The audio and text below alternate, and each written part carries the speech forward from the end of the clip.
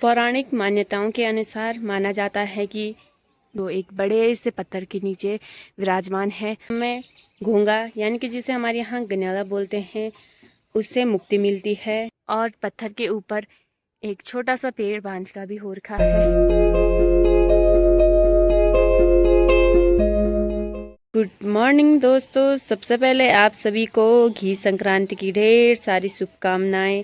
घी संक्रांति जो कि उत्तराखंड का एक लोक पर्व है, जो कि भादो मास की संक्रांति को मनाया जाता है, जिसमें भादो मास के आगमन और सावन महीने की समाप्ति होती है। घी संक्रांति पशुपालन कृषि से जुड़ा हुआ एक उत्सव है, जिसमें कि फसल की भरपूर मात्रा में होने के लिए प्रतीक माना जाता है। इस दिन सभी को घी से बने हुए पकवान खाने ज़रूरी होते हैं। घी से बने पकवान इस दिन खाते हैं। अगर कोई घी से बने पकवान नहीं खाता, उसे माना जाता है कि उसका गंड्याल का जन्म यानी घोंगा का जन्म होता है।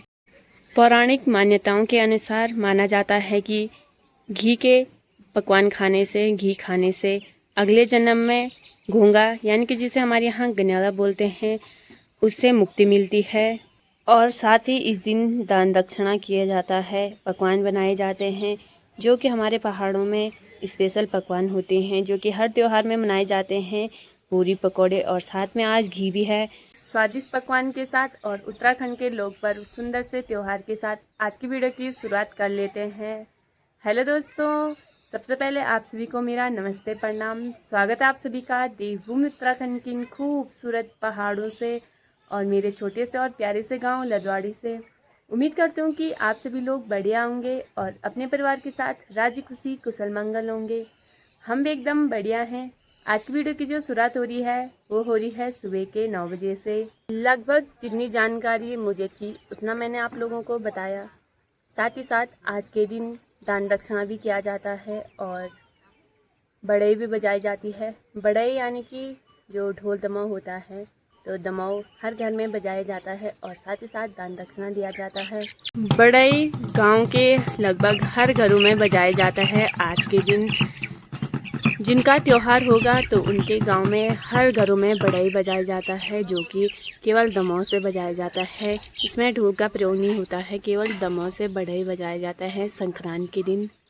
बढ़िया करके घी संक्रांति भी मना ली है और अभी समय 10 बज चुके हैं। बाकी अभी की जो मेरी तैयारी हो रही है वो हो रही है घास के लिए जाने की। तो अभी फ़िलहाल मैं हरी घास लेने जा रही हूँ और रास्ते जो है कि बहुत ही ज़्यादा फिसलनदार हो रखे हैं, बारिश के कारण बहुत ही ज़्यादा फिसलन वाले हो रखे हैं, तो संभल के चलना होगा। और रास्तों में पूरी झंगोरे की बालियाँ आई हुई हैं। बाकी कुछ इस प्रकार से जो बालियाँ रास्ते में आई हुई थी, तो वो लोगों ने अपने अपने खेत के कुछ इस प्रकार से बांधे हुए हैं, ताकि रास्ते में चलने वालों को कोई दिक्कत ना हो और झंगोरे की जो बालियाँ हों उनको भी कोई नुकसान ना हो।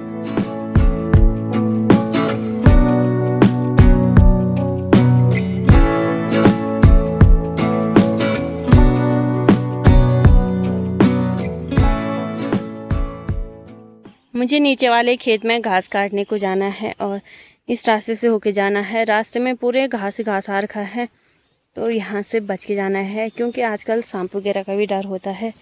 पूरे रास्ते घास ही घास हो रखा है, पूरा रास्ता बंद हो रखा है। ऊपर साइड से मंडवा हो रखा है और नीचे साइड से घास हो रखा है। मंडवे को रागी भी बोलते हैं और हमारे यहाँ कोदा बोलते हैं। इस बार खेतों की बहुत ही दुर्दशा हो रखी है। सभी खेतों के जो हालात हैं वो बहुत ही बेकार हो रखे हैं। सभी खेतों में बहुत ज़्यादा मात्रा में पकार गिरे हुए हैं, यानी कि खेतों के जो पुस्ते होते हैं वो गिरे हुए हैं, जिससे कि फसल भी काफ़ी नुकसान हो रखा है और खेतों की हालत बहुत ही ख़राब हो रखे हैं। पहले मैं दूसरे वाले खेत में गई थी और वहाँ मेरे थोड़े से समझ में नहीं आए। बाकी अभी मैं दूर के खेत में आ गई हूँ। यहाँ के लिए मुझे दोस्त भी मिल गए थे, तो यहाँ मैं आ गई हूँ। बाकी यहाँ जो है कि रास्ता पूरा बंद हो रखा है। इधर को देखिए, इधर पूरा रास्ता बंद हो रखा है। तो अब मुझे इस वाले खेत से घास काटना है। पहले हमारे यहाँ सेरा हुआ करते थे, यानी कि धान के रोपाई वाले खेत हुआ करते थे, पर अब यहाँ सभी ने खेत छोड़ दिए हैं। किसी ने भी यहाँ खेत नहीं किए। नीचे भी जो थे कि खेत थे, अब वहाँ पेड़ ही पेड़ दिख रहे हैं, वहाँ भी धान के रोपाई वाले खेत थे। बाकी यहाँ से चारों तरफ के जो नज़ारे हैं वो बड़े ही मन को मोह करने वाले हैं।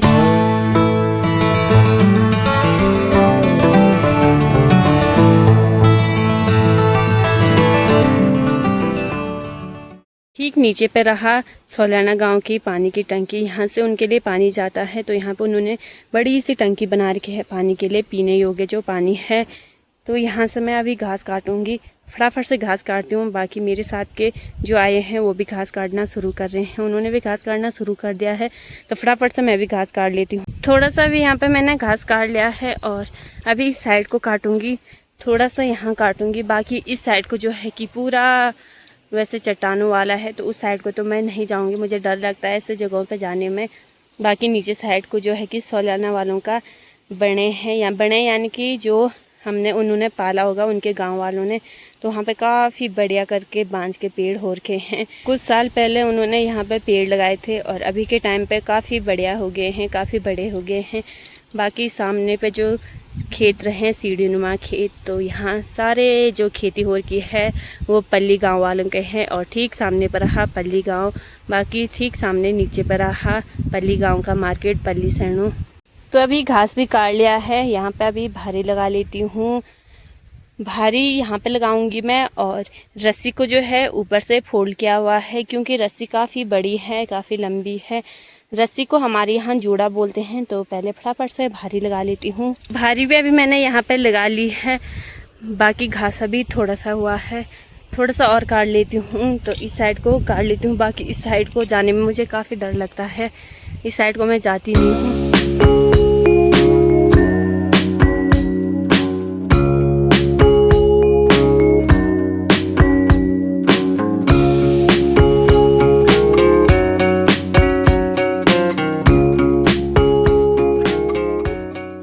घास भी अभी हो गया है और भारी भी लगा ली है। समय भी काफ़ी हो गया है, 12 बज चुके हैं, और अभी इनको बोली हूँ मैं कि मेरे पास उठाने के लिए आओ। बाकी आज के मौसम की बात की जाए तो आसमान पूरा पैक हो रखा है, चारों तरफ आसमान में बादल लगे हुए हैं, और सामने की जो ऊंची ऊंची पहाड़ियां हैं वो भी बादलों से पूरी तरह ढकी हुई हैं। और सुबह सुबह हल्की फुल्की बूंदाबांदी हो रही थी, पर अभी दिन में बारिश नहीं हो रही है, पर आसमान पूरा पैक हो रखा है। और इधर साइड से हल्की सी धूप की छाई भी पड़ी हुई है। ये लोग फटाफट से काम ही नहीं कर रहे ना, तुम इमो उठाना कहते, इसको बोल रही हूँ कि मेरे पास उठाने के लिए, क्योंकि मैं अकेले नहीं उठा सकती।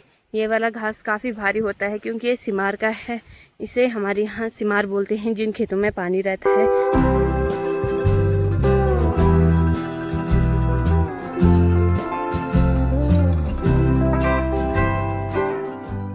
घास लेके अभी गौशाला में मैं पहुंच गई हूं, और घास को भी मैंने अच्छी तरीके से रख लिया है, जिससे कि वो ख़राब ना हो, पीली ना पड़े। आजकल घास जल्दी पीली पड़ जाती है, क्योंकि घास गीली रहती है, तो अगर उसे एक जगह में ढेर करके रखेंगे तो वो पीली पड़ जाती है, ख़राब हो जाती है। तो अच्छी तरीके से मैंने घास को भी रख लिया है।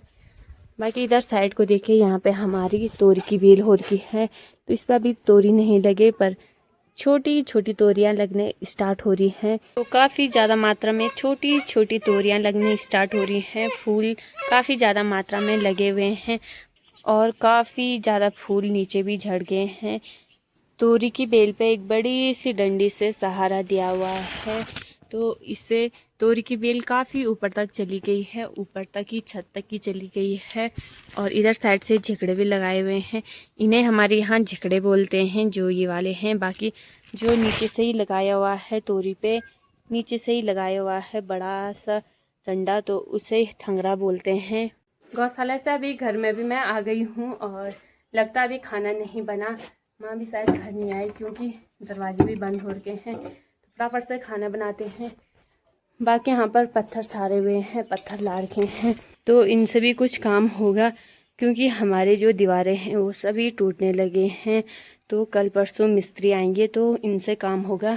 हमारे गांव के जो गाय बैल वगैरह अभी जंगल जाते हैं सुबह चढ़ने के लिए, अभी सभी वो भी आ गए हैं, तो अभी मुझे ऊपर तक जाना है।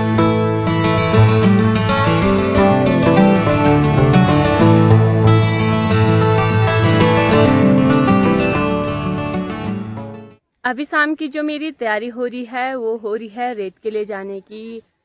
रेत बह के आया हुआ है गदेरे में, तो अभी मैं रेत के लिए जा रही हूँ। थोड़ा सा घर में कुछ काम वगैरह करवाना है तो उसके लिए रेत सारना है, रेत ज़रूरी है।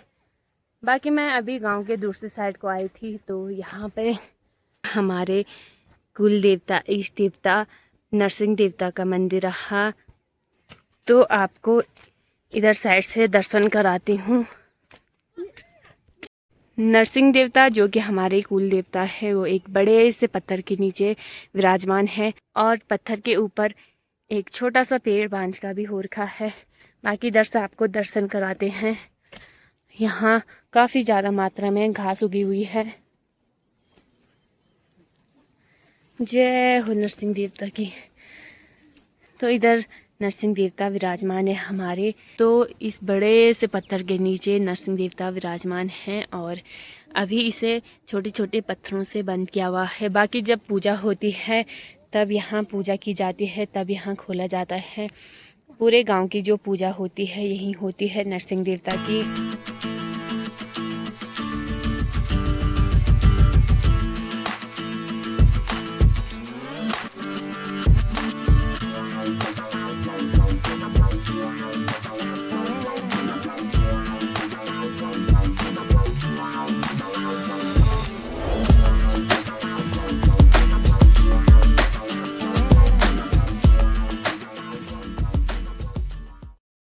अभी मैं आधे रास्ते में रेत को लेके आ गई हूँ और रेत को मैंने इस कट्टे में भरा हुआ है और उसकी भारी लगाई हुई है अच्छी तरीके से।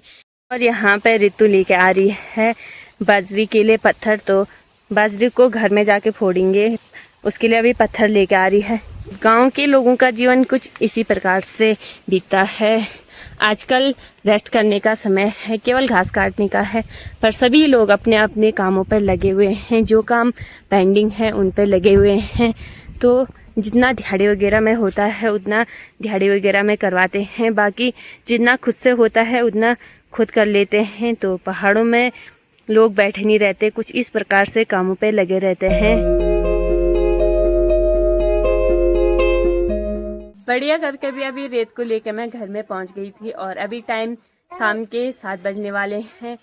अभी घर के सामने नज़दीकी खेत में मैं थोड़ा सा बकरी के लिए घास लेने के लिए जा रही हूँ। बकरी के लिए घास नहीं है, कुछ भी नहीं, तो उसे हम पेड़ का ही घास देते हैं। बाकी आजकल रास्तों की जो हालत है वो बहुत ही बेकार हो रखे हैं। बारिश के कारण कीचड़ ही कीचड़ हो रखा पूरे रास्ते में और अभी भी यहाँ से पानी आ ही रहा है। मुझे ठीक सामने वाले पेड़ पे जाना है पैया काटने के लिए और इस वाले रास्ते से मुझे होके जाना है।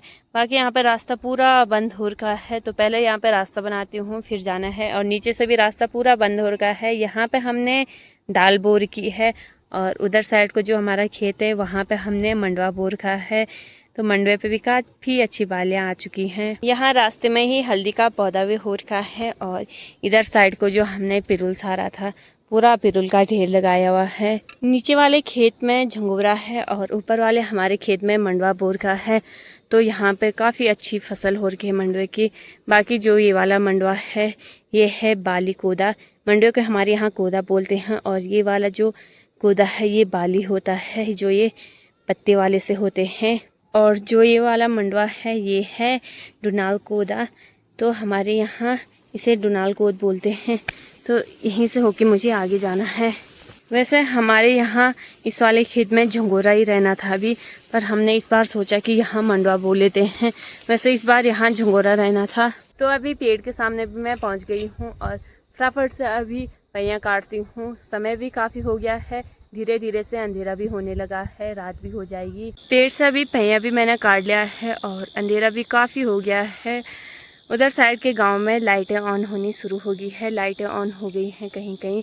तो फटाफट से मैं अब पैया लगाती हूँ लुड़की पे, फटाफट से घर को निकलती हूँ क्योंकि समय काफ़ी हो गया है और अब धीरे धीरे जो है कि यहाँ रात हो जाएगी। घर पहुँचते पहुँचते मुझे पूरा अंधेरा हो गया है, रात हो चुकी है। तो अभी भैंस को अंदर बांध लेती हूँ। बकरी को तो माँ ने अंदर बांध लिया है और भैंस को बाहर ही छोड़ रखा है थोड़ी देर हवा खाने के लिए। अभी भैंस को भी अंदर बांध लेती हूँ क्योंकि बहुत ज़्यादा जो है कि मच्छर परेशान कर रहे हैं, तो इससे पहले अंदर बांध लेती हूँ।